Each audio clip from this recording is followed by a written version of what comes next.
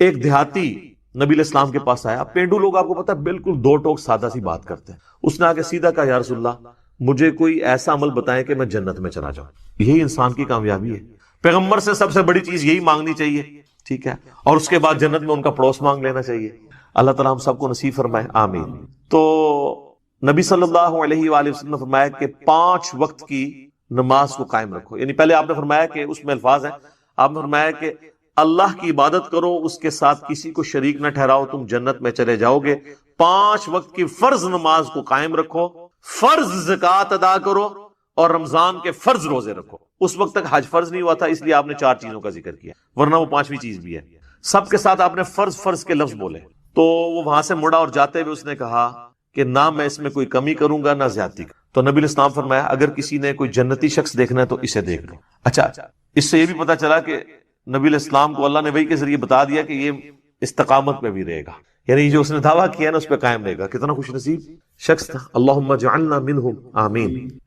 اسی کو سپورٹیو ایک اور حدیث ہے بخاری اور مسلم, اس میں ہے کہ ایک نجد کا ایک دیہاتی پرانگدہ حالت میں بال بکھرے ہوئے حضور کے پاس آیا اور نبی علیہ السلام سے کہنے لگا مجھے اسلام کے بارے میں بتائیں. تو صحابہ کہتے ہیں ہم تھوڑا قریب ہوئے تو ہمیں پتہ چلا وہ اسلام کے بارے میں پوچھ رہا ہے. تو نبی صلی اللہ علیہ وآلہ وسلم نے وہی توحید اور اقرار رسالت کے بعد آپ نے فرمایا کہ اللہ تعالیٰ نے تم پہ 5 ٹائم کی نماز فرض کی ہے, تم 5 نمازیں فرض ادا کرو.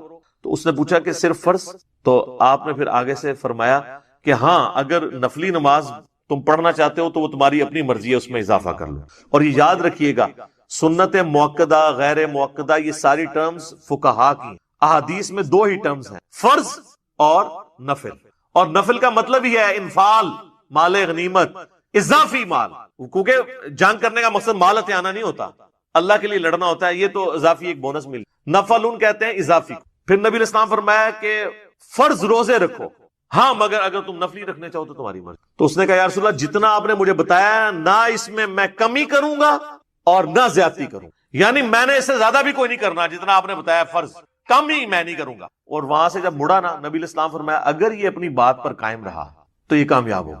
تو کامیابی کے لیے یہی کچھ چاہیے. ہاں میں نہیں کہتا آپ نوافل نہ پڑھیں, ضرور پڑھیں, فضیلت ہے.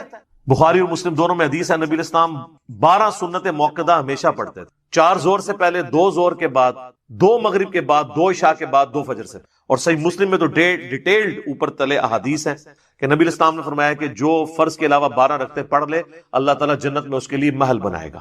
یہ نہیں کہا کہ جو نہیں پڑھے گا تو وہ جنت میں ہی نہیں جائے گا, بس یہ اضافی ہے, محل بنائے گا. کہیں ایک فضائل اور بھی اعمال کے اوپر ہے, تو اب اس کو کمپلسری بنانا یہ تو ظلم ہے. ہاں آپ وتر ہے وہ بھی نفلی ہے, مسند امام احمد میں ہے, سنن دارمی میں مولا علی کا قول موجود ہے, ابو داؤد ترمذی میں بھی ہے, وہ سند کمزور ہے. دارمی اور مسند احمد کی سند متصل ہے. مولا علی کہتے ہیں کہ وتر سنت ہے, سنت ہے, سنت ہے, مگر اسے مت چھوڑو. یعنی وہ کہہ رہے ہیں کہ یہ نفلی نماز ہے لیکن چھوڑو نہ, پڑھ لو, افضل ہے. وہ آپ 3 بھی پڑھ سکتے ہیں, 5 بھی, 11 تک, 13 تک ہے, 1 بھی پڑھ سکتے ہیں. البتہ صحیح بخاری میں موجود ہے, محمد بن ابی بکر کا بیٹا ہے قاسم, وہ کہتے ہیں کہ میں نے صحابہ کو 3 رکعت وتر پہ پایا, البتہ 1 میں حرج نہیں, یعنی 3 پسندیدہ ہے. ہم تو 3 ہی پڑھتے ہیں. اور پھر بھی نہ سمجھ آئے تو سب سے بڑے صحابی 10 مبشرہ میں سے, بڑے صحابہ میں سے, سابقون الاولون میں سے سیدنا سعد ابن ابی وقاص جو فاتح ایران ہیں, ان کے بارے میں گولڈن چیل سے الموطا امام مالک میں موجود ہے کہ وہ تو عشاء کی نماز کی 5 رکعتیں پڑھتے تھے, 4 فرض اور 1 بھی. آپ نے تو 17 رکعتیں بتائی ہوئی ہیں عشاء کی. سعد ابن ابی وقاص ان سے زیادہ تو کوئی دیندار نہیں تھا نا. تو آپ یہ کہیں گے کہ نعوذ باللہ وہ جو کہتے ہیں یہ جی وہ 6 لوگوں پہ اللہ کی لعنت ہے, اس میں سے جو سنت بھی چھوڑ دے, تو آپ سعد ابن ابی وقاص پہ یہ ترمذی کی حدیث فٹ کریں گے؟ آپ خود لعنتی ہو جائیں گے. وہ مسئلہ اور ہے, وہ سنت کو حقیر سمجھ کے نفرت کے ساتھ چھوڑنے والے کے لیے ہے. اور بھی اور چیزیں ہیں, وہ میرا یوٹیوب پہ کلپ ہے بڑا ڈیٹیل, سنت چھوڑنے والے پر لعنت, وہ دیکھ لیں, میں نے 14 طبق آپ کے روشن کیے ہیں. تو سعد ابن ابی وقاص تو 2 سنت موقدہ بھی نہیں پڑھتے تھے اور وتر بھی 1, اور اس میں الفاظ ہیں ہمیشہ کے ہیں, ان کی یہ روٹین تھی. نیچے ویسے امام مالک نے لکھا ہے کہ لیکن میرے نزدیک 3 وتر پڑھنے چاہیے, لیکن انہوں نے بھی سعد ابن ابی وقاص پہ یہ اعتراض نہیں کیا کہ سنت موقدہ چھوڑ رہے ہیں, وتروں کی تعداد پہ انہوں نے اعتراض کیا. تو خیر وہ امام مالک کا ذاتی اجتہاد ہے, وہ اس میں سعد ابن ابی وقاص کے مقابلے میں تو نہیں مانا جائے گا. بھارت سعد ابن ابی وقاص نے امت پہ احسان کیا جی, تو یہ 17 رکھتے عشاء کی بتاتے تھے, دن رات میں ٹوٹل 17 رکھتے ہیں جس پہ سنی اور شیعہ کا اجماع ہے. 2 فجر کی, 4 زور 4 اثر 3 مغرب 4 عشاء، بس یہ 17 پوچھی جائیں گی، باقی تو سر کوئی پوچھ نہیں آپ سے۔ کتنے لوگوں نے اس کی وجہ سے نماز شروع کر لی ہے، کدھر صرف عشاء کی 17۔ یہ آپ کو جو 17 بتا رہے ہیں ان سے قرآن پہ حلف لیں، کبھی انہوں نے خود بھی روزانہ 17 پڑھی ہے؟ سوئی پہ سوئی چڑھی ہوتی ہے، لوگ پیچھے مڑ مڑ کے دیکھ رہے ہوتے ہیں کہ امام صاحب کہاں سے نمودار ہوں گے، تو پہلی 4 کی طرح عشاء کی انہوں نے پڑھنی ہے جو آخری وقت پہ آ رہے ہوتے ہیں۔ اور ہم نے اگلی سہولت دی ہے کہ جو بچوں والی عورتیں ہیں، یہ میں نے نہیں سہولت دی، نبی علیہ السلام نے سہولت دی ہے۔ صحیح مسلم میں اوپر تلے 10 احادیث ہیں 1629 سے لے کے آنورڈ کہ نبی علیہ السلام نے، ابن عباس کہتے ہیں، بغیر خوف کے، بغیر بارش کے، بغیر سفر کے مدینہ شریف میں ہمیں زور اور عصر بھی جمع کروائی اور مغرب اور عشاء بھی جمع کروائی۔ تو تابعین نے پوچھا کیوں؟ فرمایا اس لیے تاکہ امت کے لیے آسانی ہو جائے اور کوئی تنگی باقی نہ رہے۔ انہوں نے امت سے تنگی ڈال دی اور وہ آسانی چھین لی۔ اور آپ دیکھیں یہ یعنی ابن عباس سے زیادہ کون صحابی جانتا ہے، اور یہ وہ تابعین کو سکھا رہے ہیں کیونکہ وہ درس حدیث دے رہے تھے، یہ درس قرآن صحیح مسلم کے الفاظ ہیں۔ ایک بندہ بار بار کھڑا ہو جاتا ہے، سر نماز کا ٹائم ہو گیا ہے، انہوں نے کہا بہ جا، تو منو سنت سکھائیں گا؟ نبی اسلام نے تو مغرب عشاء نو جمع کیتا ہے، مغرب کا یہ تو کہتے تارے نظر آ گئے تو پتہ نہیں کیا ہو جانا ہے، تارے نظر آ گئے سن، پھر اپنے بعد انہوں نے تارے دکھائے۔ انہوں نے کہا پھر بھی کسی کی تسلی نہیں ہوئی نا، وہ اٹھ کے حضرت ابو ہریرہ سے پوچھنے گیا، انہوں نے کہا کہ ابن عباس بالکل ٹھیک کہہ رہے ہیں کہ نبی الاسلام یہ کرتے تھے، تو یہ منسوخ والا بھی کوئی معاملہ نہیں ہے۔ یہ امت سے انہوں نے آسانی چھین لی اور اس کی وجہ سے امت تکلیف میں پڑ گئی۔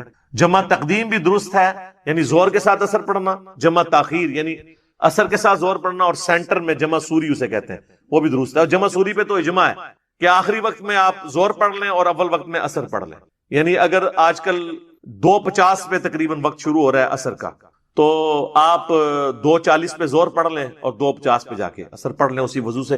اس پہ تو حنفی بھی قائل ہے کہ جمع سوری جائز ہے۔ ویسے تو آسانی ہے، 12 بجے کے قریب وقت شروع ہو رہا ہے نا زور کا، غروب آفتاب ہو رہا ہے 5 بجے، 12 سے 5 تک آپ جس وقت مرضی چاہیں جمع کر سکتے، اور اس طریقے سے غروب آفتاب ہو رہا ہے 5 سے لے کے فجر کا وقت تقریباً داخل ہو رہا ہے 5:05 پہ، اس وقت تک آپ کسی وقت مغرب اور عشاء جمع کر سکتے ہیں فجر کا وقت داخل ہونے سے۔ یہ تو اللہ نے آسانی دی ہے۔ یوٹیوب پہ میرا ڈیٹیل کلپ بھی موجود ہے نمازوں کو جمع کرنا، اس کی وجہ سے لوگوں نے نمازیں شروع کر دی ہیں۔ تو آپ لوگوں کو پہلے اس پہ لگائیں، پھر آہستہ آہستہ لوگ آئیں گے۔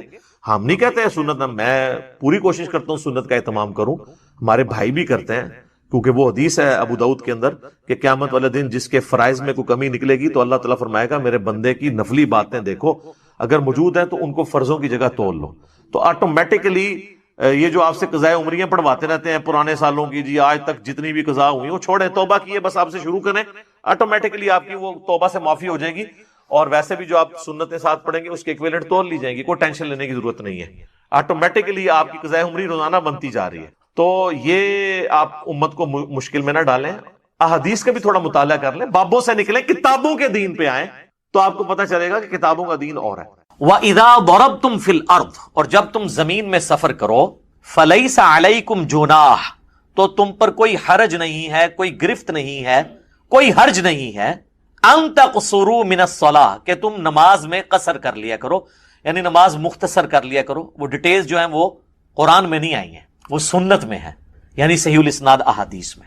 اس سے یہ بات پتہ چلی کہ قرآن کی پریکٹیکل ایپلیکیشن ایک مسلمان کے اوپر اس وقت ہوگی جب وہ سنت کو بھی مانے گا، ورنہ وہ قرآن کا بھی منکر ہوگا۔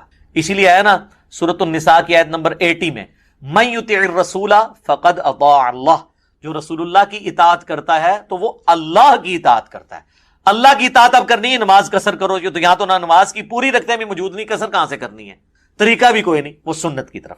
سنت کو ماننا قرآن کو ماننا ہے، اور کسی چیز کا سنت میں ہونا قرآن کا عیب نہیں ہے، کیونکہ قرآن ہی نے سنت کی طرف ہماری رہنمائی کی ہے۔ قرآن کا ٹاپک عقیدہ ہے، سنت اعمال کو ڈیٹیل سے بیان کرتی ہے، لہذا قرآن کا یہ عیب نہیں ہے کہ اس میں نماز کا طریقہ نہیں ہے، وہاں نماز کی فرضیت آئی اور چند ایک احکامات، باقی سنت کی طرف قرآن نے ہماری رہنمائی کی۔ ان خفتم ان یفتنکم الذین کفروا، اگر تمہیں اس بات کا خوف ہو کہ تمہیں کافر فتنے میں ڈال دیں گے، آزمائش میں، مصیبت اور تکلیف میں، تو اس سے بچنے کے لیے نماز بھی مختصر کر لو تاکہ جلدی سے نماز سے فارغ ہو جاؤ۔ بلکہ اس سے اگلی جو آیت آئے گی اس میں تو نماز خوف کا ذکر ہے، اس میں تو اور مختصر نماز کر دی گئی۔ ان الکافرین کانوا لکم عدوا مبینا، بے شک جو کافر ہیں وہ تمہارے کھلے دشمن ہیں۔ تو ظاہر ہے جب وہ دشمن ہیں تو پھر ان سے بچنے کے لیے تمہیں نماز میں قصر کی اجازت دی جا رہی ہے۔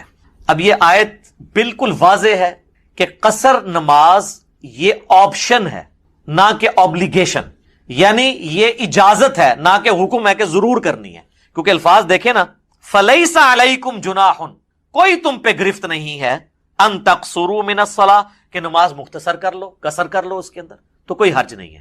مراد یہ ہے کہ اگر مختصر پڑھ لیتے ہو تو کوئی حرج نہیں، اگر پوری پڑھ لیتے ہو تو کوئی گناہ بھی نہیں، اور اس کو سپورٹیو احادیث بھی ہیں۔ لہذا حنفیوں کا یہ موقف جو ہے نا کہ نماز قصر کرنا واجب ہے، اور اگر کوئی قصر نہیں کرے گا تو اس کی نماز ہی نہیں ہوگی۔ وہ کہتے ہیں کہ آپ مسافر تھے اور زور کے 4 فرض پڑھ لیے تو آپ کے 2 بھی نہیں ہوئے، چلو تھوڑا رحم کھاتے کہتے 2 ہو گئے، 2 نفل لکھے جائیں گے، تو تب بھی ہم ان کو کوئی تھوڑا بینیفٹ آف ڈاؤٹ دیتے ہیں۔ انہوں نے اتنی بڑی کہانی بنائی کہ وہ 4 کے 4 ہی ضائع۔ سر قرآن پڑھیں، کوئی حرج نہیں، یہ انداز ہی بتا رہا ہے کہ یہ آبلیگیشنل نہیں ہے، آپشنل ہے۔ اچھا، اس میں ایک ابہام ہے، وہ یہ ہے کہ ساتھ ایک شرط لگائی، ان خفتم ان یفتنکم الذین کفروا، اگر تمہیں یہ خطرہ ہونا کہ کافر تمہیں فتنے میں ڈال دیں گے، آزمائش میں ڈال دیں گے، یعنی حالت امن نہ ہو تو پھر قصر کرنے کی اجازت ہے۔ مراد کیا ہوا کہ اگر حالت امن ہے تو پھر یہ اجازت کوئی نہیں ہے، یہ مطلب نکلتا ہے نا اس میں سے۔ لیکن سنت اس کی ایکسپلینیشن کرتی ہے، وہ یہ کرتی ہے، یہ والا مطلب اب لینے کے لیے اس لیے تیار نہیں ہے کہ سنت میں اس کی ایکسپلینیشن آ گئی۔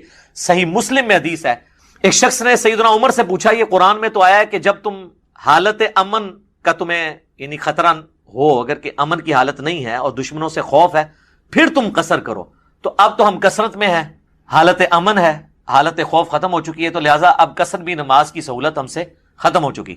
تو سیدنا عمر نے کہا کہ سیم یہی سوال میں نے بھی رسول اللہ سے کیا تھا صلی اللہ علیہ وسلم، تو آپ نے فرمایا تھا عمر یہ اللہ کی طرف سے صدقہ اور تحفہ ہے، اسے قبول کرو عام حالت کے لیے بھی، یعنی یہ اللہ تعالیٰ نے عام حالت کی، لہذا سنت نے اس کا دائرہ کار اور وسیع کر دیا کہ اسپیسیفکلی خوف میں تو ہے یہ، لیکن حالت امن میں بھی اللہ نے یہ تمہارے لیے آسانی ہے کہ تم اس کو اویل کر سکتے ہو۔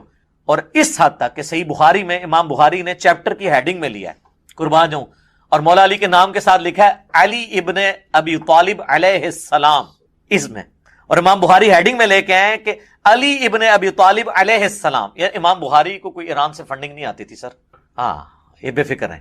وہ جب خلیفہ تھے تو وہ جب سفر سے واپس آتے تو کوفے کے گھر وہ دیکھ رہے ہوتے تھے، لیکن کوفہ سٹی میں ابھی داخل نہیں ہوتے تھے، تو باہر ہی وہ نماز قصر کر کے پھر ساتھیوں کے ساتھ داخل ہوتے تھے۔ تو لوگ پوچھتے تھے کہ حضرت اب تو ہم گھر پہنچ گئے، تو وہ کہتے تھے نہیں، اللہ کی فیسلٹی سے فائدہ اٹھاؤ۔ تو وہ اللہ کے تحفے کو اس حد تک قبول کرتے تھے۔ امام بخاری نے یہ جو ایک مولا علی کا یعنی قول نقل کر کے، ان کا عمل نقل کر کے، اس معاملے کو ایسا کھول کے بیان کر دیا کہ اب کوئی یہ گلا نہیں کر سکتا کہ آج ٹرین میں سفر ہوتا ہے، آج ایئر کنڈیشن سفر ہے، آج ہوائی جہاز میں ہے، لہٰذا اب آسانی، بھئی جب سب کچھ سامنے نظر آ رہا ہے تب بھی اس کو آسانی کو اویل کرنا ہے۔ اللہ تعالیٰ خوش ہوتا ہے کہ کوئی آسانی کو اویل کرے۔ اب آ جائیں ان احادیث کی طرف۔ صحیح بخاری اور صحیح مسلم دونوں میں حدیث ہے، اما عائشہ سلام اللہ علیہا کہتی ہیں کہ شروع میں نماز ہوتی ہی 2 رکعت تھی۔ آپ پتہ نا قیام اللیل بھی 2 رکعت 2 رکعت 2 رکعت، جب 5 نمازوں کی ٹائمنگ نہیں تھی۔ پھر جب مدینہ شریف لوگ ہجرت کر کے آئے تو اللہ تعالیٰ نے نماز کو 4 رکعت کر دیا، لیکن سفر میں 2 ہی باقی رکھی، یعنی ظہر کے 2 فرض ہوتے تھے پہلے، وہ 4 کر دیے، لیکن سفر میں 2 ہی ہیں۔ اسی طریقے سے عصر کے بھی، عشاء کے بھی، اور فجر کے تو 2 ہیں، وہ 2 ہی رہنے۔ البتہ مغرب کی ایکسیپشن آ گئی، وہ مسند احمد میں حدیث ہے، سوائے مغرب کے۔ مغرب چونکہ شروع سے ہی 3 ہے تو وہ 1.5 نہیں ہوتی، وہ 3 ہی رہتی ہے، اور اس پہ اجماع امت ہے، بلکہ یہ 17 رکعتوں کے اوپر تو اجماع ہے۔ اکثر لوگ کہتے ہیں کہ جی نماز کی رکعتیں حدیث میں بتائیں، سر بخاری مسلم کی درجنوں حدیث ہیں جن میں آپ کو سیدھا رزلٹ ملتا ہے کہ رکعتیں کون کون سی ہیں، تو اس کی تو ضرورت ہی نہیں ہے، اجماع امت ہے۔ جہاں پہ اختلاف ہوگا وہاں ہم بات کریں۔ المستدرک للحاکم میں حدیث ہے، المعجم الکبیر طبرانی میں، کہ میری امت کبھی گمراہی پر جمع نہیں ہوگی۔ سنی شیعہ اور ان کے جتنے چھوٹے چھوٹے آگے فرقیے ہیں، سب کا یہی موقف ہے، فجر کے 2 فرض، ظہر کے 4، عصر کے 4، مغرب کے 3، عشاء کے 4، اور سفر میں سارے 2 ہو جائیں گے سوائے مغرب کے، یہ 3۔ باقی احادیث بے شمار ہیں بخاری مسلم کی، میں ساتھ ساتھ بیان کرتا ہوں، ان میں آپ کو رزلٹ نکلتا چلا جائے گا انشاءاللہ۔ ایک اور حدیث ہے صحیح مسلم میں، ابن عباس کہتے ہیں کہ اللہ تعالیٰ نے سفر میں 2 رکعتیں کر دی، عام حالت میں 4، اور خوف کی حالت میں، وہ جو سورہ نساء کی آیت نمبر 101 میں آئے گا، وہاں نماز کی 1 رکعت کر دی، اور 2 بھی 1 رہ گئی۔ 2 بھی پڑھنا ثابت ہے، لیکن 1 بھی صرف پڑھ سکتے ہیں، ظہر کی 1 رکعت، عصر کی 1 رکعت، یہ آسانی بھی ہے جنگ کی حالت میں۔ وہ انشاءاللہ اگلی دفعہ آیات آئیں گی تو میں انشاءاللہ اس کو کور کروں گا۔ صحیح بخاری اور مسلم دونوں میں حدیث ہے کہ ابن عمر ایک سفر میں تھے تو انہوں نے اپنے ساتھیوں کو 2 رکعت ظہر کی نماز پڑھائی، پھر اپنے حجرے میں واپس آئے تو انہوں نے دیکھا کہ ابھی بھی لوگ کچھ نماز پڑھ رہے تھے، میرے خیال ہے وہ انفی بریلوی، انفی دیوبندی ہوں گے، تو بخاری مسلم کے الفاظ ہیں، حضرت عبداللہ ابن عمر نے فرمایا کہ یہ کیا پڑھ رہے ہیں؟ ان کا جی یہ سنتیں پڑھ رہے ہیں، وہ نفل نماز جو بعد میں ہم اسے سنت بھی کہہ دیتے ہیں موقع.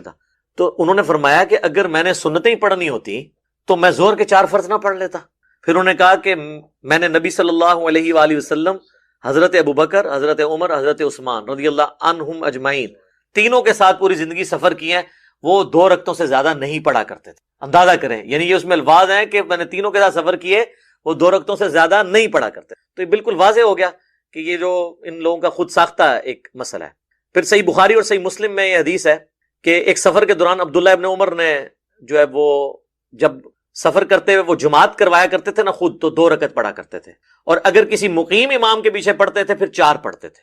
یعنی اگر مسافر امامت کروائے گا نا تو اس نے تو 2 ہی پڑھنے ہیں، اس کے پیچھے مسافر ہیں وہ 2 رکعت پڑھیں گے. لیکن اگر مسافر مقیم کے پیچھے پڑھے گا، جس طرح لوگ حج اور عمرے پہ جاتے ہیں اور وہ یہ مسئلہ پوچھ رہے ہوتے ہیں ادھی پڑھنی ہے پوری، وہ پائی امام کعبہ اور مسجد نبوی کے امام کے پیچھے پوری پڑھنی ہے، ٹھیک ہے نا، وہ تو ایک افضلیت والی چیز ہے، آپ اس کو یعنی حاصل کریں. تو اس میں یہ آپ نے نہیں کرنا. البتہ اگر کوئی مسافر امام امامت کروا رہا ہے اور اس کے پیچھے مقیم پڑھتا ہے، تو اب مقیم نے 2 نہیں پڑھنے، اس نے تو چونکہ 4 پڑھنے ہیں، تو مسافر 2 پڑھ کے سلام پھیر دے گا، اور جو مقیم ہے وہ اس کے پیچھے اپنی 2 رکعتیں پوری کرے گا، اور وہ 2 رکعتیں اس کی آخری 2 رکعتیں ہوں گی، اس لیے ان میں صرف سورۃ الفاتحہ پڑھے گا بس. البتہ فقہ حنفی میں لکھا ہے کہ چونکہ امام کے پیچھے آپ قرات نہیں کر سکتے، حالانکہ امام سلام پھیر کے فارغ ہو چکا ہے، وہ کہتے ہیں بے شک فارغ ہو گیا، آپ نے یہ کرنا ہے کہ آپ نے امام کے سلام پھیرنے کے بعد جب اپنی 2 رکعتیں پوری کرنی ہے تو اندازے سے اتنی دیر خاموش کھڑے رہنا ہے جتنی دیر سورہ فاتحہ پڑھی جاتی ہے، پھر آپ نے رکوع میں چلے جانا ہے. چونکہ امام کے پیچھے قرات نہیں ہوتی. پھر ہمیں پڑھاتے تھے امام کی قرات مقتدی کے لیے کافی ہے، تو امام نے تو آخری 2 رکعتوں کی قرات بھی نہیں کی، یہ کون سے مقتدی ہیں؟ یعنی وہ کہتے ہیں امیجن کر لیں آپ، ورچوئل امام ہے آپ کے سامنے، گویا کہ امام ہے آپ کے سامنے، تو ان کے سارے امام ہی حاضر و ناظر ہیں، وہ سلام پھیر کے بھی سامنے موجود ہوتے ہیں. جب ہم یہ باتیں کرتے ہیں کہتے ہیں ہمارے بزرگوں کا مذاق اڑاتا ہے، بھائی بات یہ ہے لوگوں کو تو اپنے اولاد کے کرتوت بھگتنے پڑتے ہیں نا، آپ کے بزرگ وہ ہیں کہ جن کے کرتوت آپ روحانی اولادوں کو بھگتنے پڑ رہے ہیں، اس میں ہمارا کیا قصور ہے میرے بھائی؟ سانو نہ پیٹو، اپنے بزرگوں نو پیٹو، ٹھیک ہے جی. اچھا، سنن نسائی میں ایک حدیث ہے، حضرت سیدہ عائشہ سلام اللہ علیہا کہتی ہیں کہ سفر کے دوران میں نے روزہ رکھا اور نماز 4 رکعت پڑھی، تو نبی صلی اللہ علیہ وآلہ وسلم نے 2 رکعت پڑھی اور روزہ چھوڑ دیا. بعد میں جب میں نے اللہ کے نبی سے ذکر کیا تو نبی صلی اللہ علیہ وآلہ وسلم نے فرمایا احسنتی یا عائشہ، اے عائشہ تم نے اچھا کام کیا اور مجھ پر بھی کوئی الزام نہیں ہے. یہ حدیث اس بات کا ثبوت ہے کہ اگر سفر میں کوئی روزہ رکھ لے یا نماز پوری پڑھ لے تو یہ جائز ہے. بلکہ بخاری مسلم میں حدیث ہے حضرت عائشہ سفر میں پڑھتی ہی 4 رکعت تھی، اور وہ کہتی ٹھیک ہے میں زیادہ یعنی وہ اس طرف جا رہی ہوں، اگر فیسلٹی نہیں بھی اویل کر رہی تو اس چیز کو کوئی برا نہیں مانا گیا.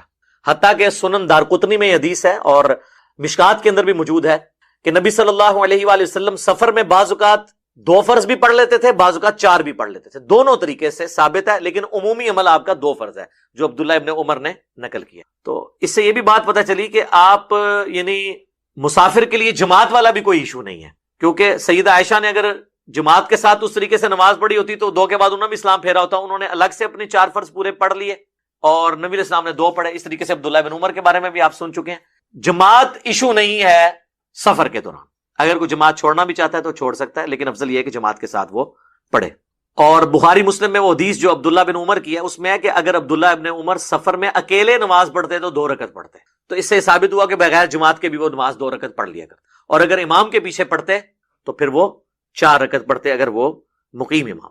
لہٰذا جو لوگ حج اور عمرے پہ جائیں، اگر ان کی مسجد نبوی یا روضہ شریف پہ مکہ شریف کے اندر جماعت کے ساتھ نماز رہ جائے، جب وہ اکیلے اپنی پڑھیں گے تو 2 پڑھیں گے، اور اب وہ جماعت کروا لیں وہاں تو جماعت کرنے پہ کوئی پابندی نہیں ہے، آپ جماعتیں کروا سکتے ہیں. تو اگر مسافر کروا رہے ہیں تو 2 پڑھیں، اگر وہاں کا کوئی مقیم کروائے تو پھر اس کے پیچھے آپ 4 پوری کر لیں. بعض اوقات لوگ یہ بھی کرتے ہیں، وہ کہتے ہیں جی اگر امام مقیم ہے تو ہم 2 رکعت پڑھ کے بیٹھ جائیں گے اور ہم اپنا سلام پھیر دیں. اس طرح نہیں آپ کر سکتے، امام سے ہٹ نہیں سکتے. اہل تشیع کے ہاں اس طرح ہو جاتا ہے، وہ کہتے ہیں کہ بھئی آپ 2 کے بعد سلام پھیریں اور اگلی 2 میں آپ عصر کی نیت کر لیں. یہاں پہ بھی ہے اس سے ملتا جلتا فقہ حنبلی میں مسئلہ کہ وہ کہتے ہیں ٹھیک ہے 2 پڑھ کے آپ بیٹھے رہیں اور امام کو 4 پڑھنے کا انتظار کریں، اور جب امام چوتھی کے تشہد میں پہنچے تو آپ سکون کریں، اس کو 2 پڑھنے دیں اپنی فالتو، جو آپ کی نظر میں تو وہ فالتو ہیں کیونکہ وہ تو مقیم ہے، تو چوتھی میں پھر آپ اس کے ساتھ ہی تشہد پڑھ کے تو سلام پھر اینڈ رزلٹ یہی ہے، صرف 2 رکعتوں کا آپ کو فائدہ ہوا، لیکن سلام امام سے پہلے وہاں بھی نہیں آپ پھیر سکتے۔ یہ میں نے آپ کو ضمناً ایک مسئلہ بھی اس حوالے سے بتا دیا۔ بخاری و مسلم میں ایک اور حدیث ہے کہ نبی علیہ السلام جب سفر میں ہوتے تو سواری سے اتر کر فرض نماز ادا کرتے تھے، اور تہجد اور نوافل اور وطر سواری پر ادا کرتے، اور اس چیز کا بھی اہتمام نہ کرتے کہ سواری قبلہ رخ جاری ہے یا قبلہ رخ سے ہٹ کے، یعنی استقبال قبلہ صرف فرض نماز کی ریکوائرمنٹ ہے، نفلی نمازوں کی نہیں ہے۔ آپ اس چیز کی پرواہ نہ کرتے، اور اس میں الفاظ ہے سواری میں بیٹھ کے جب آپ نفل یا وطر ادا کرتے تو رکوع اور سجدہ سر کے اشاروں سے کرتے، اور ابو داؤد میں الفاظ ہے کہ نبی علیہ السلام جب سر کے اشارے سے یہ رکوع اور سجدہ کرتے تو سر کے لیے تھوڑا، یعنی رکوع کے لیے تھوڑا سر جھکاتے اور سجدے کے لیے تھوڑا زیادہ۔ یہ نہیں ہے کہ آپ نے سامنے پھٹے پہ کوئی سجدہ کرتے تھے جس طرح یہ کرسیاں بنی ہوئی ہیں، کرسی پہ بھی اگر کسی نے نماز پڑھنی ہے نا اشارے سے تو وہ رکوع کے لیے اتنا جھکے گا اور سجدے کے لیے اتنا۔ یہ نہیں ہے وہ ایسے کر کے وہاں میں وہ بنے ہوتے ہیں جناب، وہ اسپائڈر مین بنے ہوتے ہیں یا سپر مین، وہ نہیں، یہ غلط ہے۔ آپ نے اشارے سے نماز پڑھنی، یہ رکوع ہے یہ سجدہ ہے، بس تھوڑا سا فرق کرنا ہے، یہ اللہ نے آسانی دی ہے۔ قیام بھی تو نہیں نا اب آپ نے کیا کرسی پہ بیٹھے ہوئے یا سواری پہ بیٹھے ہوئے تو اب آپ کھڑے ہو جائیں گے اس طرح کر کے، تو یہ بھی تو نہیں کر رہے نا، تو باقی چیزوں کو بھی آپ اس طریقے سے مینج کریں۔ تو اس سے یہ بات پتہ چلی کہ فرض نماز کے لیے آپ کو سواری سے اترنا ہوگا۔ ٹرین بھی جب کسی جنکشن پہ کھڑی ہو تو آپ وہاں نماز پڑھیں، اپنی گاڑی ہے تو کسی پیٹرول پمپ پہ روک کے پڑھیں، پبلک ٹرانسپورٹ ہے تو اس کا ٹائم اس طرح مینج کریں کہ آپ کو یہ نہ کرنا پڑے۔ رہ گیا ہوائی جہاز، تو ہوائی جہاز کا تو مسئلہ اور بحری جہاز کا مسئلہ ڈیفرنٹ ہے، چونکہ اسے روکنا ممکن نہیں ہے۔ بحری جہاز اگر آپ سمندر میں روک بھی لیں وہ ایک جگہ پہ پھر بھی نہیں رہتا، اور نیچے اتر کے آپ مسلح پانی پہ ڈال کے نماز بھی نہیں پڑھ سکتے، وہ تو بزرگ ہی پڑھ سکتے ہیں، وہ بھی کہانیاں۔ تو وہ بحری جہاز والوں کے لیے مسئلہ ڈیفرنٹ ہے، وہ اس میں صرف استقبال قبلہ کریں گے، نماز پڑھیں، کوئی ایشو نہیں ہے۔ ٹرین بھی عموماً سیدھی چلتی ہے، اگر نہ رک رہی ہو تو ٹرین میں نماز پڑھ لیں۔ ویسے تو ہم نے جو نمازیں جمع کرنے کا آپ کو بتایا اس کے تحت تو 6-7 گھنٹے میں تو کوئی نہ کوئی آپ کا اسٹیشن آ ہی جائے گا ایسا، تو نماز آپ ٹرین کے اندر ہی بے شک پڑھ لیں جب رکی بھی ہو، یا نیچے اتر کے آپ اسٹیشن پہ پڑھ لیں۔ ویسے تو ایران کے اندر تو باقاعدہ نماز کی ٹائمنگ میں وہ ٹرینیں رکتی ہیں، اور باقاعدہ عورتوں اور مردوں کی نمازوں کی جگہ الگ بنی ہوئی ہے۔ آپ دیکھیں کتنی ایک ڈاکومنٹریز اپلوڈ ہوئی ہیں، انسان حیران رہ جاتا ہے۔ تو کاش ہمارے ملک میں بھی یہ سارا سلسلہ ہوتا تو یہ آسانیاں ہو جاتی۔ صحیح بخاری اور صحیح مسلم میں ایک اور حدیث ہے کہ نبی علیہ السلام فتح مکہ اور غزوہ تبوک کے موقع پر آپ جب سفر میں تھے، آپ نے ظہر اور عصر کی نماز کو جمع کر کے پڑھا اور مغرب اور عشاء کی نماز کو جمع کر کے پڑھا۔ تو سفر میں آپ کی روٹین تھی کہ نمازیں جمع کرتے تھے مینج کرنے کے لیے، بلکہ جامع ترمذی میں، سنن ابی داؤد میں اور مشکات میں موجود ہے کہ نبی علیہ السلام تینوں طریقے سے نماز کو جمع کرتے تھے۔ آپ اگر ظہر کا وقت داخل ہونے کے بعد سفر شروع کرتے تو ترمذی کے الفاظ ہیں آپ علیہ السلام ظہر اور عصر کٹھی پڑھتے اور پھر سفر پہ نکل جاتے، اور اگر ظہر کا وقت داخل ہونے سے پہلے آپ سفر شروع کرتے پھر آپ عصر تک کا انتظار کرتے تاکہ سفر زیادہ طے ہو جائے، اور عصر کے ٹائم میں جا کے ظہر عصر پڑھتے۔ اسے کہتے ہیں جمع تاخیر۔ جمع تقدیم یہ ہے کہ ظہر کے ساتھ عصر، جمع تاخیر یہ ہے کہ عصر کے وقت میں پہلے ظہر عصر، اور درمیان میں جمع سوری، وہ تو حنفی بھی مانتے ہیں کہ ظہر آخری وقت میں اور عصر اول وقت میں۔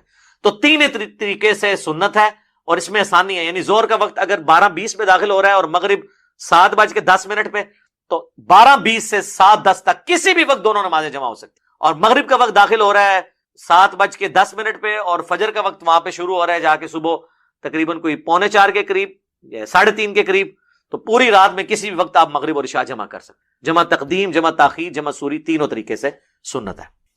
بلکہ صحیح مسلم میں اوپر تلے 10 احادیث ہیں کہ نبی علیہ السلام نے بغیر خوف کے، بغیر بارش کے اور بغیر سفر کے، یعنی مدینہ شریف میں ظہر اور عصر کی نمازیں جمع کی اور مغرب اور عشاء کی نمازوں کو بھی جمع کیا۔ ابن عباس سے تابعین نے پوچھا کہ اللہ کے نبی علیہ السلام نے یہ عمل کیوں کیا تھا، تو انہوں نے کہا اس لیے تاکہ امت کے لیے اس معاملے میں آسانی ہو جائے اور کوئی حرج یعنی تنگی باقی نہ رہے، جو امت سے چھین لی گئی اور آپ کو تنگی میں ڈال دیا۔ دیکھیں نا کتنی بڑی مصیبت کھڑی کر دی، یہ امت کو آسانی دی گئی تھی، انہوں نے کہا نہیں ہم ڈیفائن کریں گے جی، ہر نماز کا ٹائم ہے جی۔ اور اچھا اس حدیث سے یہ بھی پتا چلا کہ خوف، بارش اور سفر کے بغیر بھی جمع کرتے تھے، تو مراد کیا ہوا، سفر میں اور خوف میں اور بارش میں تو ضروری جمع کرتے تھے۔ بلکہ بخاری مسلم میں آتا ہے کہ بارش میں تو نبی علیہ السلام اذان میں کہتے تھے سلو فی الرحال، کہلوا دیتے تھے گھروں میں ہی نماز پڑھو۔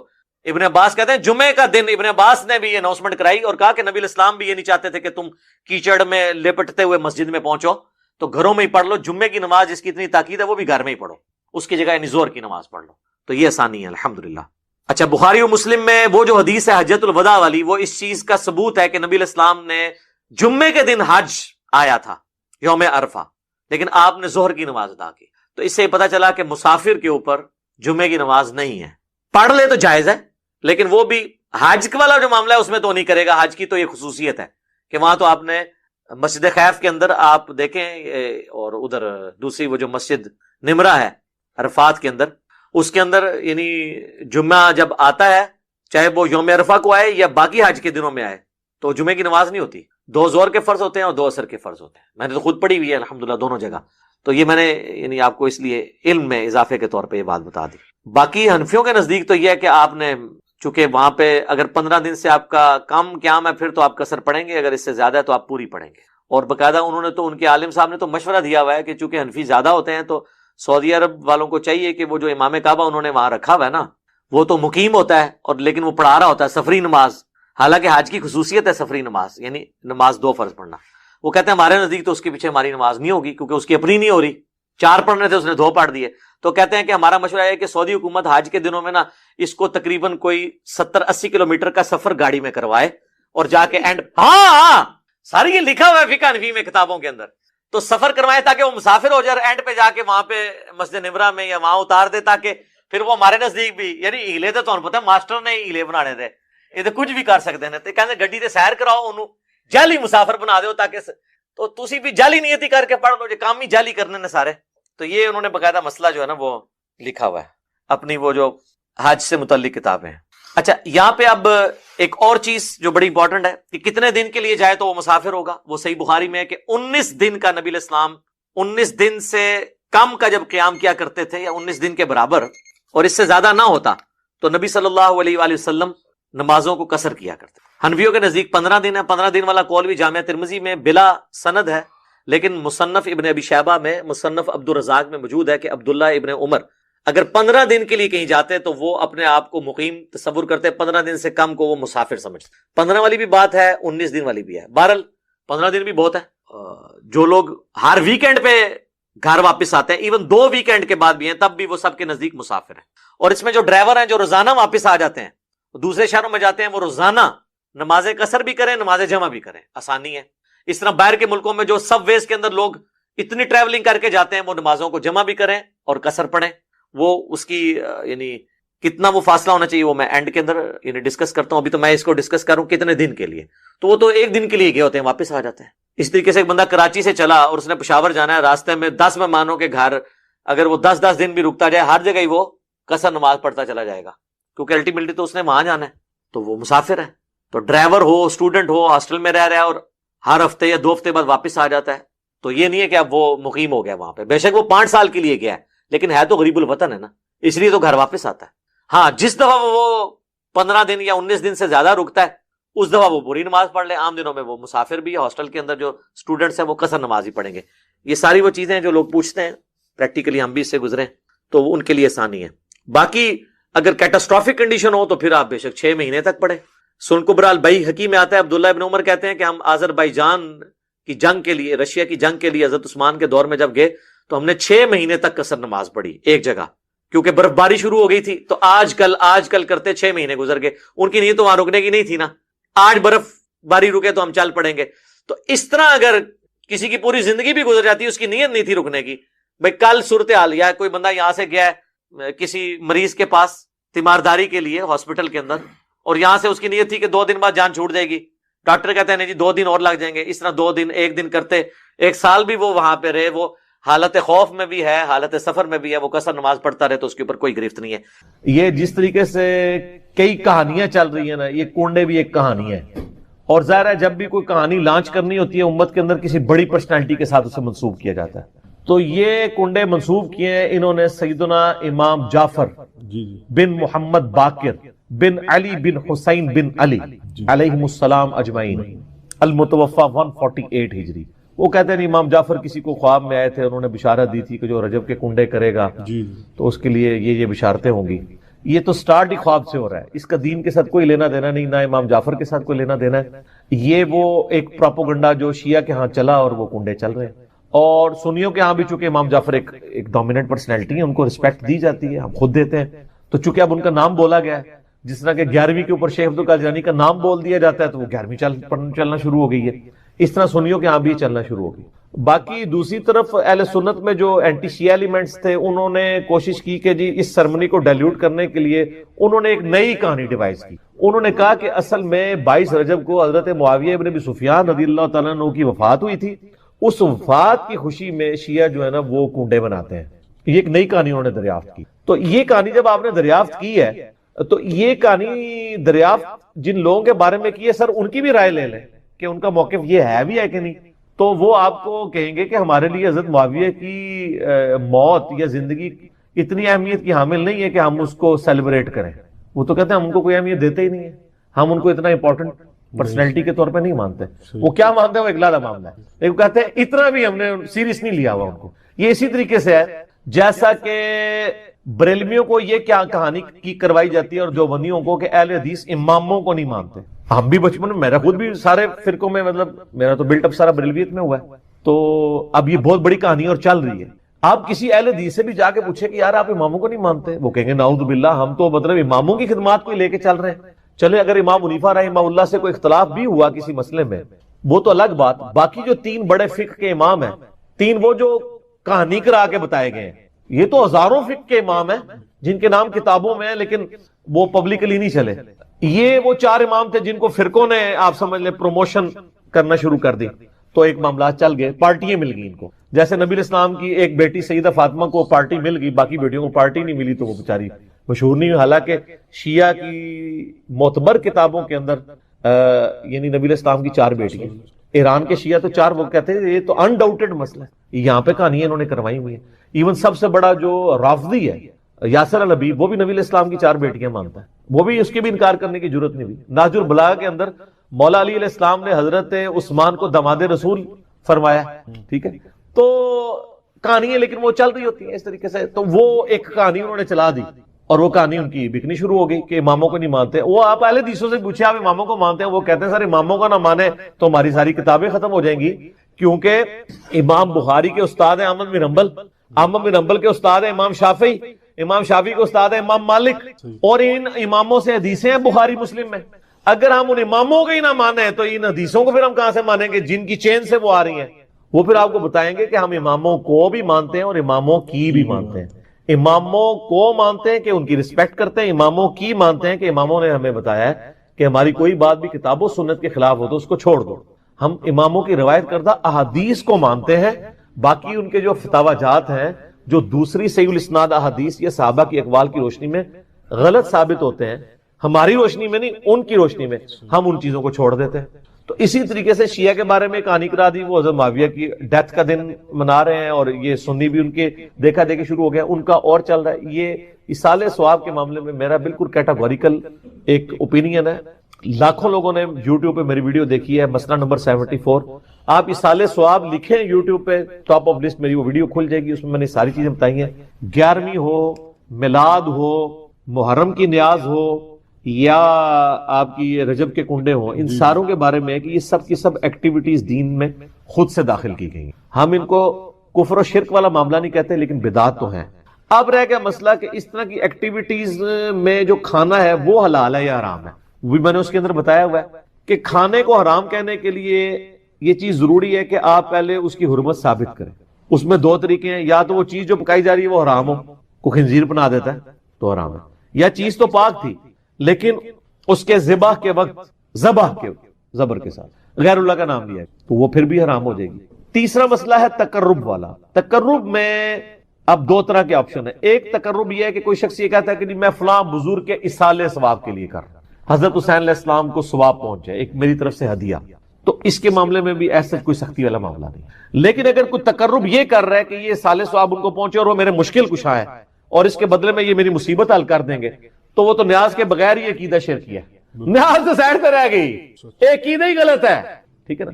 تو ہمارا تو موقف یہ ہے کہ ہمارے پاس کوئی اس طرح کی کھانے پینے کی چیز لے آتا ہے, ہم اس سے پہلے پوچھتے ہیں کس کے نام کی ہے. اگر وہ کہتا ہے اللہ کے نام کی ہے تو بسم اللہ پڑھ کے کھا لیں. اگر وہ کہتا ہے یہ فلاں بزرگ کی ہے تو اسے پوچھے یہ بزرگ کے نام سے مراد آپ کیا لے رہے ہیں, کیا ان کی رضا کی خاطر ہے, ان کے نام کا ذبیح ہے؟ تو سر یہ کوئی بھی نہیں آپ کو کہے گا. کوئی جاہل کہہ دے تو کہہ دے, وہ کہے گا نہیں نہیں اللہ کا نام دیے ثواب پہنچانا ہے انہوں نے. اچھا جی, پھر زیادہ وہم نکالنا ہے تو آپ پوچھ لیں کہ ثواب پہنچا کے کٹنا کہ جی تسی واقعی کھانا نہیں کھانا تے یہ کھانا کھانا ہے تو اتنے تک ہی سوال رکھو، زیادہ غلوف نہ کریں آپ کیونکہ غلوف کریں گے نا تو معاملات بگڑیں گے. اور یہ میں آپ کو اپنی طرف سے نہیں بتا رہا، صحیح بخاری میں سیدہ عائشہ نے نبی علیہ السلام سے پوچھا یا رسول اللہ علیہ وسلم یہ کچھ نیو مسلم ہے، ہمیں نہیں پتا انہوں نے ذبیحہ صحیح کیا یا نہیں کیا، تو یہ جب کوئی اس طرح کی گفٹ لے کے آتے ہیں ہم کیا کریں؟ آپ نے فرمایا بسم اللہ پڑھ کے کھا لیا کرو. اللہ آپ نے کہا کہ بلاؤ، آپ یہ بھی کہہ سکتے تھے حلف دلواؤ، یہ وہ وہم نکالا کہ مسلمان کا ذبیحہ ہے نا تو حسن ظن رکھو، زیادہ نیٹی گریٹی میں نہ پڑھو، ٹھیک ہے نا. اس کا غلط رزلٹ بھی نکال لیا یوسف القرداوی صاحب نے. انہوں نے وہ اسلام میں حلال و حرام ایک کتاب لکھی، اس میں انہوں نے لکھا کہ یہ جو غیر مسلموں کے بھی جو ذبیحے چل رہے ہیں نا، اور جو KFC میکڈونلڈ چل رہے ہیں، جو ڈیفینیٹلی ذبیحے ہے ہی نہیں ہے، وہ اللہ کے نام کے کیا، وہ تو مطلب بالکل ذبح والا معاملہ ہی اس کے اندر اس طریقے سے نہیں ہے، نہ وہ اللہ کا نام لیتے ہیں. وہ کہتے ہیں بسم اللہ پڑھ کے آپ کھا سکتے ہیں، اور اس حدیث سے پلی لی. تو میں نے ان کا بھی رد کیا کہ سر ایڈی بھی کھلی چھٹی نہ دو، مسلمان کا ذبیحہ ہے نا اس کے اوپر آپ کو وہم نہیں کرنا چاہیے اگر وہ مسلمان ہے. اب وہ اگلا مسئلہ شروع ہو جائے گا کہ وہ بریلوی ہے، دیوبندی ہے، اہل حدیث ہے، شیعہ ہے. یہ نئی کہانی کرنے کی ضرورت نہیں ہے. اہل کتاب کا ذبیحہ بھی حلال ہے. تو اگر آپ ایک دوسرے کو مسلمان ماننے کے لیے تیار نہیں، چلو اہل کتاب ہی مان لو. یہود و نصارہ کی عورتوں سے تو آپ کا نکاح جائز ہے سورۃ المائدہ کے پہلے رکوع کے تحت، اور اسی رکوع میں آتا ہے کہ اہل کتاب کا ذبیحہ بھی حلال ہے. جی ہاں، اگر وہ اللہ کے نام کے اوپر کیا ہو. تو اگر یہود و نصارہ کا اللہ کے نام کا ذبیحہ حلال ہے تو جو آپ کے اپنے اہل کتاب ہیں، قرآن کے فائنل ٹیسٹمنٹ کے ماننے والے، وہ تو old testament new testament tempered form میں مان رہے ہیں، اور وہ اتنے ظالم ہیں کہ نبی علیہ السلام کو وہ دجال سمجھتے ہیں، نعوذ باللہ. ظاہر ہے پیغمبر نہیں مان رہے، تو جب آپ کسی کو پیغمبر نہیں مان رہے، جس طرح ہم غلام احمد قادیانی کو پیغمبر نہیں مانتے، تو کیا سمجھتے ہیں؟ دجال کے اس نے دجل کیا ہے، جھوٹ بولا ہے. اس کے باوجود اللہ تعالیٰ کہہ رہا ہے کہ ان کا ذبیحہ بھی حلال ہے. اور جو آپ کے نبی کے عاشق ہیں، جو محمد اور آل محمد کے لیے جان دینے کے لیے تیار ہیں، سر ان کے اوپر آپ کم از کم یہودیوں والا سٹیٹس تو ان کو دے دیں، ٹھیک ہے؟ تو وہ آپ دینے کے لیے تیار نہیں ہے. اسی پہ میرا ایک کلپ بھی ہے، وہ کیا سنی شیعہ کا نکاح ہو سکتا ہے؟ اس کا بھی پھر اتنا مذاق اڑاتے ہیں. سر میں نے تو کہانی الٹ دی ہے نا، میں نے سوال کرنے والے سے یہ میرا کلپ لاگو، میں نے کہا یہ سوال نہ کریں سنی شیعہ کا، آپ یہ پوچھیں سنی کا بھی نکاح ہو سکتا ہے کہ نہیں؟ کیونکہ اگر سنی حنفی ہے تو وہ یا سنی حنفی دیوبندی ہوگا یا سنی حنفی بریلوی ہوگا. تو ہے تو دونوں سنی نا. سنی اہل حدیث ہوا تو وہ تو بہت دور بیچارہ بیٹھا ہے، اس کی تو کوئی اوقات ہی نہیں نا ان کے نزدیک، وہ تو بہت تھوڑے ہیں. وَيَرْزُقْهُ مِنْ حَيْثُ لَا يَحْتَسِبُ، اور اسے وہاں سے رزق دیتا ہے جہاں سے اسے گمان بھی نہ ہو. رزق میں صرف دنیاوی جو ہم مال دولت اس کو ایک رزق سمجھتے ہیں، یہ ایک رزق کا بالکل چھوٹا سا ٹوٹا ہے. اس سے بڑا رزق اللہ تعالیٰ ہمیں دے رہا ہے جس کی طرف ہماری توجہ نہیں ہے، اور وہ رزق ہے ہماری صحت. ایک شخص کے پاس کروڑوں روپے ہے لیکن اس کے گردے فیل ہو چکے ہیں، تو کس کام کا ہے؟ ایک بندے کے پاس اربوں روپے ہے لیکن اسے معدے کا السر ہے، وہ چاٹ نہیں کھا سکتا، وہ گول گپے نہیں کھا سکتا، وہ بریانی نہیں کھا سکتا، چاہے اس کے جتنے مرضی ہوٹل ہو. تو دنیاوی بال و دولت کا آ جانا صرف یہ رزق میں سے میں نے کہا یہ بالکل چھوٹا سا جز ہے، اس کو انسان یوٹیلائز کرے یہ بہت بڑی بات ہے. دنیاوی صحت جو اللہ نے انسان کو زندگی میں دی ہے، لوگ کہتے ہیں اللہ نے مجھے کیا دیا ہے؟ جو شخص یہ بات کرے نا اسے کو جی 1 کروڑ پہ لے دو، اپنی ایک آنکھ نکال کے مجھے دے دو. کوئی دے گا؟ اپنا ایک بازو توڑ کے دے دو. تو آپ ذرا 1 کروڑ ساروں کے اوپر لگانا شروع کریں، اربوں کے تو آپ خود ہیں. اور یہ تو میں صرف سمجھانے کے لیے کہہ رہا ہوں، یہ تو آپ گن بھی نہیں سکتے. قرآن پاک میں اللہ تعالیٰ نے فرمایا نا کہ اللہ کی نعمتیں اتنی زیادہ ہیں کہ تم انہیں شمار کرنا چاہو تو شمار بھی نہیں کر سکتے. تو وہاں سے اللہ تمہیں رزق دے گا، تمہیں گمان بھی نہیں ہو. اب رزق کے لیے ضروری نہیں ہے کہ آپ کے پاس مال و دولت اور آپ کے ایسٹس بڑھ جائیں. یہ بھی اللہ تعالیٰ کا بہت بڑا رزق ہے کہ آپ کے پاس جو تھوڑے بہت ایسٹس ہیں وہ سلامت ہیں. کسی ایک میڈیکل کیس کسی گھر کے اندر 1 کروڑ پڑتی بندے کو بھی لا کے زیرو پہ کھڑا کر سکتے. آپ کی زندگی میں کئی ایسے کیسز ہوئے ہوں گے جدادیں تک بک جاتی ہیں. اور مجھے واصف علی واصف صاحب کی بات یاد آ گئی. وہ کہتے ہیں میں وہ مسجد میں بیٹھا ہوا تھا تو ایک بندے کو میں نے دیکھا کہ وہ دعا مانگ رہا ہے کہ یا اللہ 25 سال پہلے جو میں نے دعا تجھ سے کی تھی وہ واپس لے لے. بس یہ دعا کر رہا ہے. کہتے ہیں وہ فارغ ہوا تو میں نے سے پوچھا کیا ہوا؟ اس نے کہا جی 25 سال پہلے میں نے اللہ سے رو رو کے ایک بیٹا مانگا تھا، میری بیٹی ہی تھی صرف، اور وہ بیٹا میرے گاٹے فٹ ہو گیا، یعنی وہ نشے میں مبتلا ہو گیا، سارا گھر کا مال اس نے بیچ دیا، مجھے کنگال کر دیا. تو میں اللہ سے کہہ رہا ہوں یا اللہ یہ اولاد واپس ہی لے لے. تو یہ بھی تو ہو سکتا ہے نا. سورہ توبہ میں آتا ہے، اللہ تعالیٰ آتا ہے اپنے جو فاسق و فاجر لوگوں کے بارے میں کہ اللہ تعالیٰ چاہتا ہے کہ ان کی اولاد کو ہی ان کے لیے عذاب بنا دے، اولاد بھی عذاب بن سکے. اسی لیے میں دعا کیا سکھائی گئی ہے، ربنا حب لنا من ازواجنا وذریاتنا قرۃ اعین وجعلنا للمتقین اماما. اے اللہ ہماری بیویوں اور ہماری اولاد میں آنکھوں کی ٹھنڈک بنا اور ہمیں پرہیزگاروں کا امام بنا، ہماری آنے والی نسلیں پرہیزگار ہوں، ورنہ یہ تو مصیبت بھی گلے پڑ سکتی ہے۔ تو ایک میڈیکل کیس آپ کو کہاں سے کہاں لے کے جا سکتی، ایک بچے کا نافرمان ہونا آپ کو کہاں سے کہاں لے کے جا سکتی، اور اس سے بڑی ناکامی تو آخرت کی ناکامی ہے۔ ایسا بچہ بھی ہو سکتا ہے کہ جو آپ کی دنیا تو برباد نہ کرے لیکن آخرت برباد کر دے، اس کی وجہ سے آپ گناہوں میں مبتلا ہو جائے۔ تو یہ بھی رزق کی ایک فارم ہے۔ رزق صرف یہ نہیں ہے کہ آپ کے لیے مال پانی کھل جائے، بلکہ مال سبسسٹنس لیول پہ بھی موجود ہے، لیکن آپ کو کوئی ایسی تکلیف نہیں آ رہی کہ جس کی وجہ سے آپ کا مال نہیں نکل رہا۔ ورنہ ایک بندہ 10 لاکھ روپے مہینے کا کماتا ہے اور 9 لاکھ روپے اس کا نکل جاتا ہے، کیا فرق پڑا اس کو؟ اس نے کون سا ایسٹ بنا لیا؟ اور جو اذیت گزار رہا ہے وہ لادس، اس کو تو کوئی سوچ بھی نہیں سکتا، ذہنی ٹینشن ہے۔ صحیح بخاری مسلم میں حدیث ہے، نبی علیہ السلام فرمایا ہمیشہ اپنے سے نچلے لوگوں کو دیکھو تو تمہیں یوں اللہ تعالیٰ کی نعمتوں پر صبر نصیب ہوگا اور قناعت نصیب ہو جائے گی، اوپر نہ دیکھو۔ اور پھر بخاری مسلم میں یہ حدیث ہے کہ ابن آدم کے پاس اگر سونے کی 2 وادیاں ہوں تو وہ خواہش کرے گا تیسری وادی بھی مجھے مل جائے، اس کا پیٹ صرف قبر کی مٹی بھری۔ والعیاذ باللہ تعالی۔ بخاری مسلم دونوں میں حدیث ہے کہ انسان کہتا ہے میرا مال میرا مال میرا مال، نبی علیہ السلام فرمایا تیرا مال تو وہ ہے جو تو نے کھا پی لیا یا پہن کر بوسیدہ کر دیا یا اللہ کی راہ میں خرچ کر کے آخرت کے لیے محفوظ کر لیا، باقی جتنا مال ہے وہ تو تیرے ورثہ کا مال ہے، تو کہتا ہے میرا مال ہے۔ پھر بخاری مسلم دونوں میں حدیث ہے کہ نبی علیہ السلام نے فرمایا کہ انسان کے 3 دوست ہیں، ایک دوست ہی اس کی قبر تک ساتھ جاتا ہے، وہ اس کے اعمال ہیں، باقی جو 2 دوست ہیں وہ باہر ہی رہ جاتے ہیں، اس کے رشتہ دار اور مال۔ اب مال ساتھ جاتے ہیں، مال بھی آپ ساتھ لے کے جا سکتے ہیں، لیکن وہ مال جو آپ نے پہلے ہی اپنی زندگی میں اپنی مرضی سے اللہ کی راہ میں خرچ کر دیا، وہ اللہ کے ڈیوائن بینک میں جمع ہے، وہ قرآن پاک میں سورۃ البقرہ میں آیا 700 گنا تک کہ اللہ تعالیٰ کر کے لوٹائے گا، بلکہ یہاں تک فرمایا کہ یہ اللہ تعالیٰ کو تم قرض دے رہے ہو اور اللہ تعالیٰ اس قرض کو لوٹائے گا۔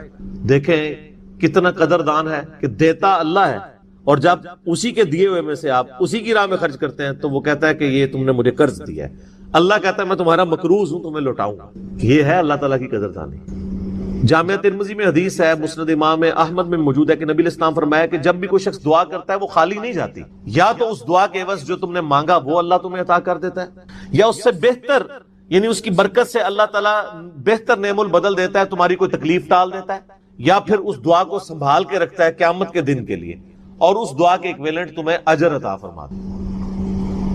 تو دعا تو بہت ضروری ہے، اللہ کی طرف رجوع لانا ہے۔ ٹاپک اور طرف چلا جائے گا، فی الوقت اس کی طرف آپ کنسنٹریٹ کریں کہ اللہ تعالیٰ مارا ہے کہ تمہیں وہاں سے رزق ملے گا، تمہیں گمان بھی نہیں ہوگا۔ وَمَن يَتَوَكَّلْ عَلَى اللَّهِ، اور جو کوئی اللہ پر توکل کرے فَهُوَ حَسْبُهُ، تو اللہ اس کے لیے کافی ہے۔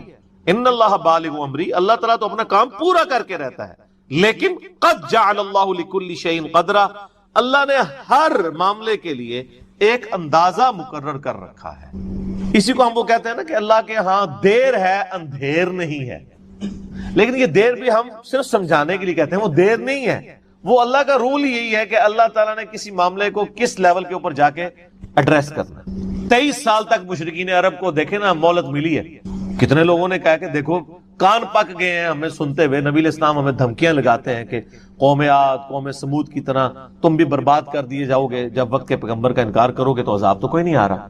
اور قرآن پاک میں پھر نبی علیہ السلام کے بارے میں بھی آتا ہے کہ آپ علیہ السلام نے بھی تھوڑی سی بے صبری کا مظاہرہ کیا، سورۃ الانعام کے سٹارٹ میں آپ پڑھ کے دیکھ لیں تو اللہ تعالیٰ نے پھر جلال فرمایا کہ نبی تم چاہو تو جاؤ زمین میں کوئی سرنگ تلاش کر لو یا آسمان میں کوئی سیڑھی لگا کے ان کی مرضی کا معجزہ انہیں لا کے دکھا دو، ہم اپنے فیصلوں میں یعنی کسی کے پابند نہیں ہیں۔ پھر سورہ آل عمران میں آتا ہے جب غزوہ احد کے موقع پہ نبی علیہ السلام کی زبان سے بددعا نکل گئی خالد ابن ولید کے لیے کہ اللہ تعالیٰ ایسی قوم کو کیسے ہدایت دے گا جنہوں نے اپنے نبی کا چہرہ خون سے رنگ دیا۔ یہ صحیح مسلم میں الفاظ ہے، قرآن پاک میں اشارتاً اس کا ذکر ہے سورہ آل عمران میں۔ اللہ تعالیٰ نے فرمایا کہ نبی آپ کو کوئی اختیار نہیں ہے، اللہ تعالیٰ چاہے تو ان کو ہدایت بھی دے سکتا ہے۔ ہائے ہائے، یہ اللہ کے فیصلے ہیں، یہ کسی انسان کا کوئی فیصلہ نہیں۔ تو اب ان آیات کی روشنی میں بزرگ تو کسی کھاتے بھی نہیں بنتے، لوگ بزرگوں کو لے کے بیٹھ رہے ہوتے ہیں، یہ بزرگ دعا کریں گے، بزرگ کر دیں گے، بزرگوں نے کیا کرنا ہے؟ یا تو نبی علیہ السلام کے بارے میں فرمایا جا رہا ہے کہ آپ کو کوئی اختیار نہیں ہے، اللہ تعالیٰ چاہے تو بخش دے، اللہ تعالیٰ چاہے گرفت فرمائے، اللہ تعالیٰ چاہے ڈھیل دے۔ اللہ نے ہر کام کے لیے ایک اندازہ مقرر کیا ہوا ہے، وہ اسی موقع کے اوپر اللہ تعالیٰ اس چیز کو اسٹیبلش، وہ اللہ کے ڈیوائن علم میں ہے کہ کب اللہ تعالیٰ نے اسلام کا غلبہ کروانا ہے۔ جب نہیں کروایا تو 13 سال میں 125 بندے ہی مسلمان ہوئے ہیں، اور اگلے 13 سال کے اندر دونوں سپر پاورز بھی الٹ دی گئی ہیں، دونوں طرف ٹائم پیریڈ تو ایک ہی ہے. تو یہ اللہ تعالیٰ فیصلے فرماتا. عمر اور رزق میں برکت کے لیے کوئی وظیفہ بتا دیں. اس میں نے بتا دیا نا، صحیح بخاری مسلم دونوں میں حدیث ہے، نبی صلی اللہ علیہ وآلہ وسلم نے فرمایا جو شخص یہ چاہے کہ اس کے رزق میں برکت کر دی جائے، عمر دراز کر دی جائے، تو اپنے رشتہ داروں کے ساتھ اس نے سلوک کرے. لیکن یہ بھی تقدیر میں لکھا ہوا ہوگا کہ وہ کرے گا تو یہ ہو جائے گا، تو اسی کو توفیق ملے گی نا. تو اللہ تعالیٰ اس کی عمر میں برکت صرف یہ نہیں ہے کہ ایک بندہ 60 سال کا ہے تو اب 100 سال پہ مرے. کئی 100 سال کی زندگی پاتے ہیں اور کام چوانی کا بھی نہیں کر کے مرتے، اور بعض لوگ 50 سال میں اتنا کام. امام شافعی کی عمر 55 سال تھی صرف جب فوت ہوئے ہیں. چلو شافعی کو تو چھوڑ دیں، اس سے پہلے آ جائیں. عمر بن عبدالعزیز 38 سال کی عمر میں فوت ہوئے ہیں. 38 سال کی عمر میں 3 براعظموں پہ ایسے نقوش چھوڑ گئے ہیں کہ آج دنیا حیران ہے. تو ان کو تو عمر بھی کوئی نہیں ملی ہے. یہ نہیں ہوتا کہ آپ کو عمر کتنی ملی ہے، آپ نے اس عمر میں کیا کیا ہے.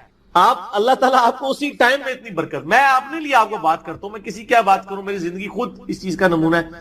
آج جب لوگ یہ نہیں کہتے ہیں یار اس نے اتنے ویڈیوز چڑھا دی ہیں، کتنے بیٹھ کے ریکارڈ کرانا رہنا، حالانکہ ہفتے میں ایک ریکارڈ ہوتی ہے، صرف روزانہ ہوتی بھی نہیں ہے. لیکن کنسسٹینسی کے ساتھ، اللہ کی مدد کے ساتھ آپ اگر یہ کام لے کے چلتے رہے تو slow and steady wins the race. تو آج چیزیں آپ دیکھ لیں ہزاروں کی تعداد میں آپ کے سامنے، اور یہ حالات اللہ تعالیٰ فیوریبل کرتا ہے. میں یقین کریں، میں اپنے بھائیوں کو کہتا ہوں، میں جب بھی درس، ابھی آج کا درس میں نے کرنا تھا نا، وہ ہندو کا جواب دینا تھا، تو میں نے پورے ہفتے سے دعائیں شروع کی ہوئی تھی، اللہ زندگی دے دیں، حالات فیوریبل ہو جائیں، ٹرانسفارمر بھی نہ اڑے ہمارا، جنریٹر بھی چلتا رہے، سارے معاملات چلتے رہے، اور فرحان بھائی بھی ٹائم پہ آ جائیں، ٹھیک ہو گیا جی، کالر مائک بھی چل جائے، کیمرے کی بیٹری چارج ہو، ساری چیزیں. یہ میں جو چیزیں میرے اختیاروں میں کر کے، یا اللہ تو نے کروانی ریکارڈنگ، میں تو کچھ بھی نہیں. ٹھیک ہے، اپنے پورے ریسورسز مینج کر کے بھی اللہ پہ نظر ہوتی ہے. حالانکہ میرے دوستوں کو پتا ہے میں کتنا وہمی ہوں. میرے آفس میں بھی نا، جب سب سے مشکل کوئی ٹاسک میرے والے کیا جاتا ہے اور وہ ہمارے باس کہتے ہیں یار اس کو دے کے تم بھول جاؤ، پھر وہ کام کر کے آپ کو بتائے گا. تو کیوں میں وہمی، جس کام میں ہاتھ ڈالتا ہوں نا، میں دنیاوی اعتبار سے ہر چیز اس کے حوالے سے مینج کرتا ہوں، لیکن ساتھ مسبب الاسباب پہ نظر ہوتی ہے کہ یا اللہ یہ جو کچھ میں کر رہا ہوں نا، یہ تو میں اسباب کر رہا ہوں نا، میرے ساتھ کوئی بھی پرابلم ہو سکتا ہے، کسی کے ساتھ کوئی این ٹائم، یعنی اس کے اوپر فیملی کے اوپر کوئی ایسا ایشو آ سکتا ہے کہ درس کینسل کرنا پڑ جائے، ہو سکتا ہے نا. جس طرح ایک بار یعنی اچانک جو ہے وہ یعنی ہمارا درس کینسل ہو گیا تھا، عثمان بھائی کی والدہ فوت ہو گئی تھی، ہمیں اپنا درس کینسل کرنا پڑا، ایگزیکٹ اسی دن ہی ہو گیا اس طرح. تو وہ حالانکہ ہمارا درس پورا تیار، مسئلہ 41 اس دن ریکارڈ ہونا تھا. کئی سال پہلے کی بات، کس سال کی بات ہے یہ؟ 5 سال پہلے کی بات ہے. تو اپنا ہر چیز مینج کی تھی، لیکن اینڈ ٹائم پہ کوئی مسئلہ کھڑا ہو گیا. میرے اپنے بھی کئی کلوز ریلیٹیو فوت ہوئے ہیں، لیکن اللہ کا شکر ہے اتوار مطلب وہ درس سے 1-2 دن آگے پیچھے ہی ہوئے ہیں. تو اللہ تعالیٰ نے یعنی معاملات کو سیٹل کر دیا. یہ ساری چیزیں سر فیوریبل ہونا، پھر تو یہ وہ سوال کی طرف ہوں کہ رشتہ داروں سے اس نے سلوک کریں، اللہ تعالیٰ رزق میں اضافہ کرے گا، عمر میں اضافہ کر دے گا، یعنی برکت ڈال دے گا، تھوڑی چیز بھی کفایت کر دے گی. ابو داؤد میں ایک حدیث ہے، ایک صحابی کہتے ہیں میری ماں فوت ہوگی، فرمایا اپنی خالہ کے ساتھ اس نے سلوک کر، ٹھیک ہو گیا.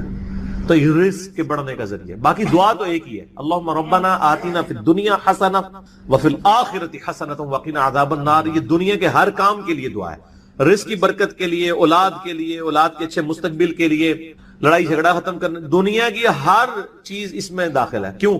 ربنا آتنا فی الدنیا حسنہ، دنیا میں ہر چیز حسنہ عطا کر دے، بہتر، اور آخرت کی ہر چیز داخل ہے. وفی الآخرۃ